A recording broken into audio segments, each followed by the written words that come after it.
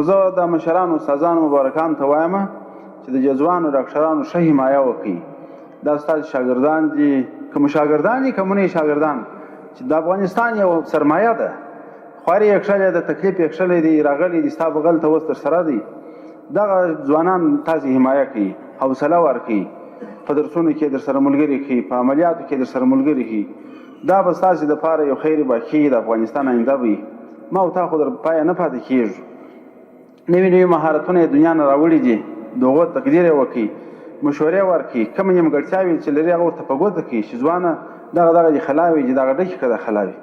داسې مه کوئ په مازې وړو شیانو باندې، په دغه زوایدو شرایطو باندې یې مخه مه نیسئ چې د هغو بیا د استاذۍ ته د شمولیت لار نشي پیدا کولی، کامیابۍ لار نشي پیدا کولی.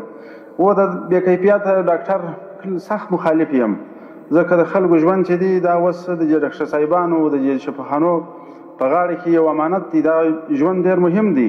داسې هم نه ده خوښه چې زموږ د کمزورو ډاکټرانو، بې کیفیته ډاکټرانو په توسط باندې د خلکو ژوند ته صدمه ورسېږي او تلفات مو ډېر سي، مړي مو ډېر. دا په هېڅ صورت نه ده خوښ.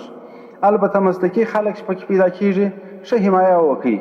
که ستاسې قریبان یي، که ناولد یي، که د یوه وطن یي، که د بل وطن یي، الحمدلله نه سمتي دغه سته دلته مشکلات دلته سته، نه ژبني سته، نه قومي سته، هېڅ نسته. د افغانستان ټول وګړي د افغانستان بچیان دي، دلته خدمت حق لري. زه خو په خپل ځان په حواله درته وایم چې که مشر استاد دي که کشر استاد دي، د ټولو حمایه د ځان ذمهواري بولم. ښه میدان برابر دی د خدمت لپاره.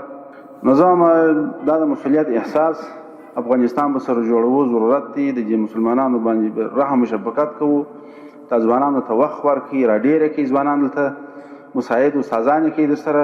هغه خلک چې ښه وړتیا ولري ښه ملاتړ یې وکړي، دوی چې ستاسې کامل احترام وکړي، دغسې پرمختګونه وکړي، لیکنې وکړي، اثار ولیکئ. نوي نوي خلک د تحقیقاتو د پناوري په نامه باندې مستقل مراکز لري. تاسې هم دغسې پناوري وکړئ، نوي لاسته راوړنې ولرئ، ښه تحقیقات وکړئ چې افغانستان یې څه مخته لاړ شي.